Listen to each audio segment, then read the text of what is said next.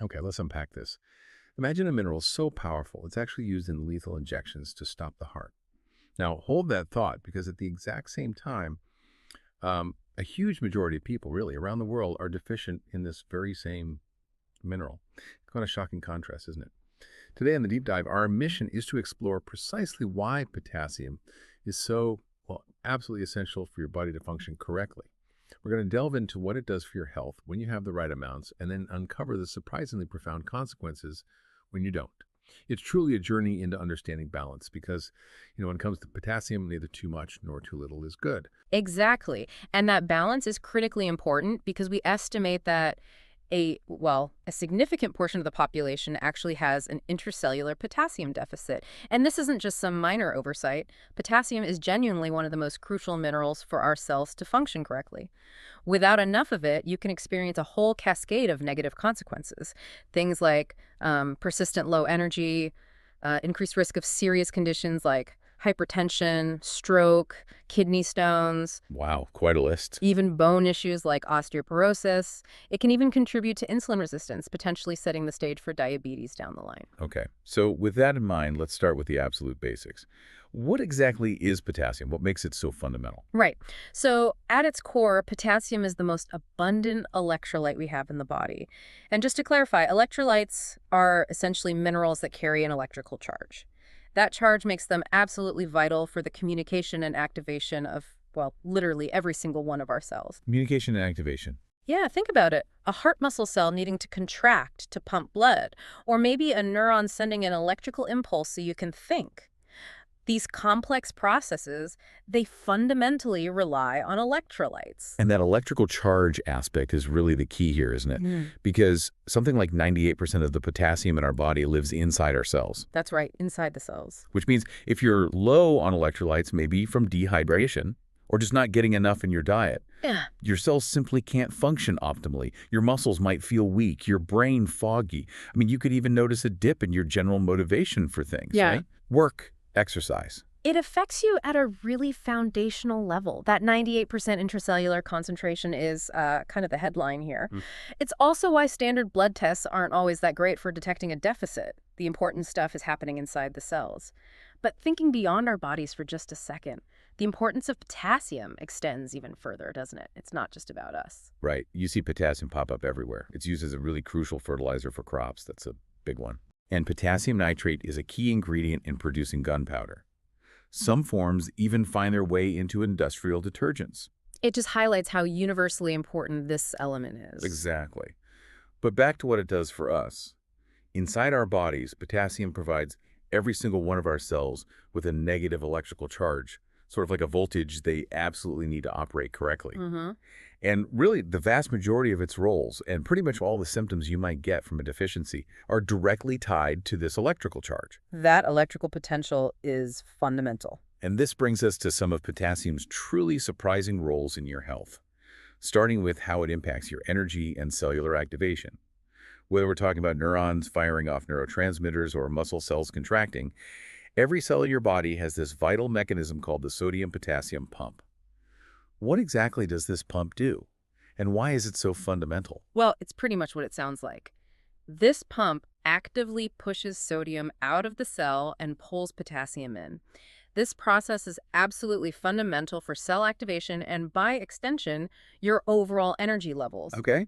Without enough potassium, these pumps just can't work efficiently, and that can severely affect many different types of cells, really damaging your energy and that crucial cellular voltage. This isn't a minor thing, it's central to cellular health. And here's where it gets really interesting, I think. Many diseases that impair our cognitive abilities, like Alzheimer's, they actually involve damage to these critical sodium-potassium pumps. That's right. They're literally located right there in our neurons. It really underscores just how fundamental this mineral is, affecting even our ability to think. Absolutely. And if we connect this to the bigger picture, potassium is also one of the key minerals that helps regulate fluids throughout the body. This is why you've probably heard that proper hydration isn't just about chugging water. You also need mineral salts like sodium, chloride, and of course potassium. Right, the electrolytes. The electrolyte. So if you're missing these key minerals, particularly potassium, you'll likely find yourself getting dehydrated more easily. Yeah, that can happen. Your cells will struggle to hold on to fluid, which can lead to issues like edema and swelling. Maybe you see it in your legs or ankles. Exactly. That swelling can definitely be a sign your internal fluid balance is off. And speaking of internal balance, potassium plays a really critical role in preventing kidney stones. Kidney stones, okay. How does that work? Well, when your potassium levels are low, your body actually ends up eliminating more calcium through your urine. And that excess calcium in the urine significantly raises your risk of forming those painful calcium-based kidney stones. Ah, I see. More calcium lost means more risk. Precisely. And what's fascinating here is that there's a pretty compelling study showing an inversely proportional relationship. Basically, the more potassium you eat, the lower your risk of stones. Specifically, women who consistently consumed around 4 grams of potassium daily had something like a 35% lower risk compared to those eating less. A significant drop. For men, consuming that same 4 grams resulted in a 5% lower risk. Still important.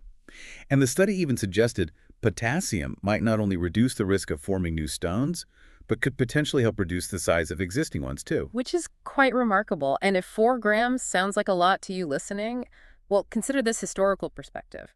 For most of human history, the average person naturally consumed around 7 grams of potassium daily, just through their normal diet. 7 grams. Wow. Compare that to our current average consumption of just 1.3 grams per day. That's 5 to 6 times less. It really puts our modern deficit into perspective, doesn't it? That historical context is truly eye-opening. And this leads us right into another vital area: blood pressure and cardiovascular health. We know cardiovascular diseases and, heart attacks, strokes are the leading cause of death worldwide, over half of global mortalities. And high blood pressure is a huge contributing factor. So how does potassium fit into this? Well, potassium actually stimulates something called vasodilation. Basically, it helps to relax and enlarge your arteries. Okay, relaxes. And that action directly lowers both your systolic and diastolic blood pressure. It acts as a natural counterbalance to the constricting effects often linked with sodium. Right, so this raises an important question. What about the Korean paradox? Ah, yes. South Korea actually has the highest per capita salt consumption globally, which you think would mean high blood pressure, right? Yeah. But they also have the lowest mortality rates from cardiovascular disease. It seems counterintuitive. It absolutely does on the surface. But the prevailing theory points to their consistently high consumption of both potassium and fiber alongside the high salt intake. Oh, the combination. Exactly. It strongly suggests that the balance between sodium and potassium in the diet is one of the crucial keys. It's about regulating blood pressure correctly and maybe mitigating some negative effects of higher sodium. So it's not just about cutting sodium, it's about ensuring you get enough potassium to balance it out. That seems to be a major part of the picture, yes. It's incredible how many different systems potassium impacts, all stemming from that basic electrical charge imbalance. We've hit fluids, kidneys, blood pressure. What about something like bone health? Does it play a role there too? It does, yeah. While potassium isn't, directly involved in building bone structure like calcium is, Right. it is actually critical for helping to prevent conditions like osteoporosis. There was a significant study that highlighted how consuming foods rich in both potassium and bicarbonate contributes significantly to preventing various diseases, and osteoporosis was one of them. That's an often overlooked connection, I think. It really is. And it doesn't stop there, does it? Mm. I understand potassium also plays a surprising part in how our body manages blood sugar. That's right. Potassium is necessary for your pancreas to properly release insulin. Okay. And that function helps to decrease insulin resistance and maintain more balanced blood glucose levels. So it's crucial for preventing conditions like type 2 diabetes down the road, another sort of unsung hero role. Definitely. And for all the active people listening, or even, if you just get the occasional muscle cramp, potassium is incredibly important for muscle function and recovery. We know we lose it through sweat when we exercise, but what does it actually do in the muscles themselves? Well, it's a bit paradoxical, actually. You need potassium in your muscles for both relaxation and for more intense contraction. It all goes back to its effect on that cellular pump we talked about earlier. The sodium-potassium pump again. Exactly. But it's a delicate balance. Too much potassium can actually cause muscle stiffness. But on the flip side, a deficiency is a very, very common cause of those painful muscle cramps, Charlie horses and the like. So if you're getting cramps after a workout, or even just from stretching sometimes, that could be a big red flag. It certainly could be, yes. And beyond just preventing cramps, I've heard it's essential for actually rebuilding muscle after exercise too. That's correct. Studies show potassium is essential for protein synthesis and for muscle regeneration after you exercise. So it's really a double benefit for your muscular health, helps you perform better and recover faster. Okay, so we've covered all these incredible roles, but if someone is listening right now and wondering, does this apply to me? What are some of the common red flags, the signs that they might actually be running low on potassium? What should you be looking out for? Great question. Yeah, the body often gives signals. Often it starts with general tiredness, just persistent fatigue, maybe some muscle cramps, like we just discussed, especially after exercise, or just a general feeling of muscle weakness. Okay. Some people experience chronic constipation. If levels get very low, you could even have cardiac arrhythmias. That's an irregular heartbeat. Serious stuff. Definitely. Hmm. Other signs can include increased blood pressure or even altered blood sugar and signs of insulin resistance. And these kinds of symptoms usually point to what specific causes. Is it always just diet, or are there other factors involved? Well, these more pronounced symptoms, the really noticeable ones, typically appear because of things like using certain diuretics or laxatives, sometimes eating disorders, underlying kidney problems, or maybe prolonged periods of vomiting or diarrhea, things that cause significant loss. Right, specific medical situations. Yes. However, the much more widespread, sort of low-grade modern deficit we talked about earlier, that goes back to that stark comparison between historical and current potassium consumption. That huge drop, yeah. 7 grams down to maybe 1.3. Precisely. That widespread deficit is mainly due to a combination of, well, poor dietary habits, lots of processed foods low in potassium, and also agricultural exploitation. What do you mean by that? I mean, our farming practices have, over time, left our soils increasingly nutrient depleted. There was actually a compelling U.S. study in 2020 that provided clear evidence. It showed a distinct decrease in potassium concentrations in various common foods just between 1999 and 2015. So the food itself has less potassium than it used to. That's what the data suggests, yes. Yeah. It's become a systemic problem. Okay, so if you suspect you might have a deficit, maybe you recognize some of those symptoms, or you know your diet isn't the best. What's the most effective way to boost your potassium levels? Are we talking supplements, or is there a better route? The absolute best, most effective, and most natural way to increase your potassium levels is simply by consuming more potassium-rich whole foods. That's always the first recommendation. Food first. Makes sense. Yeah. Let's talk about some of those specific food sources then.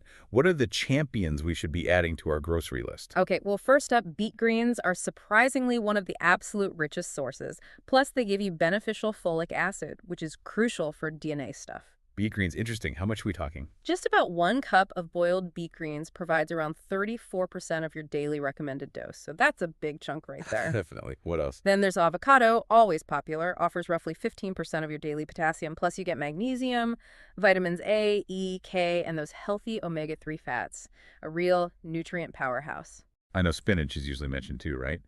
And are there any other surprising ones? Yes, spinach is fantastic, also loaded with vitamin A and folic acid. Other great sources include things like apricots, potatoes, but keep the skin on. Salmon is good, and Brussels sprouts too. Lots of good options there. These are all excellent natural ways to get a significant potassium boost. Now, everyone always mentions bananas for potassium. Yes, the banana myth. Well, not entirely a myth, but Right. while they do contain potassium, they also have a relatively high sugar content and a higher glycemic index compared to many other sources. We generally recommend prioritizing those other foods we just listed, the greens, avocado, potatoes, because they often offer more potassium per gram and won't spike your blood sugar or impact your body weight in quite the same way. Good advice. So given that you mentioned standard blood tests aren't always the best way to detect a deficit because most potassium is inside the cells, how can someone really figure out if they're low? Is there a special test? Well, the ideal way, the gold standard, is through intracellular potassium measurement, measuring it inside the cells. Okay. However, this test is actually quite rare and often pretty inaccessible for the average person. It's not something your doctor usually orders. So realistically, Realistically, if you suspect a deficit based on your diet, maybe you know you don't eat a lot of those rich foods and you're experiencing some of those symptoms we talked about. fatigue, cramps. Yeah. Then the most practical approach is simply to start consciously increasing your consumption of those potassium-rich foods. See how you feel. Makes sense. And what about potassium supplements? Are they helpful at all or usually not worth it? Well, potassium supplements are available, but they usually contain relatively low amounts, often as potassium citrate. Honestly, they're often insufficient on their own to really compensate for a significant dietary deficit. They might be a small part of a strategy for some people, but focusing on whole foods should always, always be the priority. Got it. Food first. So wrapping this all up, what does this all mean for you, the listener? The big takeaway from this deep dive has to be that potassium is unequivocally one of the most important minerals for your body. It performs so many critical functions. And the undeniable truth, based on the numbers, is that the vast majority of us really need to actively increase our intake, primarily through our diet. Absolutely. And it's crucial to remember that everything in your body functions in this delicate equilibrium, this balance. Both a deficit and an excess of this electrolyte can lead to health problems. Right, we focused on deficit, but too much isn't good either. Exactly. Now, getting too much potassium from diet alone is actually very rare. You typically need to consume like over 18 grams a day, which is hard to do unless you have pre-existing kidney problems that impair excretion. Okay, so unlikely for most people just eating food. Very unlikely. But if it did happen, symptoms could include things like heart palpitations, generalized muscle aches, fatigue, maybe tingling in your hands and feet, or even muscle weakness. It just highlights again that balance is really key. So the final thought here is really to use all this information. Think about it. Understand if you might potentially have a potassium deficit based on your diet or symptoms, and more importantly, see how you can naturally address it just through your daily food choices. Think about how simply improving your diet in this one specific area could potentially help prevent serious issues like hypertension down the line, maybe boost your energy levels, and just significantly enhance your overall quality of life. Consider the silent, constant work these tiny minerals are doing inside your body every single second, and how being informed about them can really empower you to support your health at that fundamental cellular level.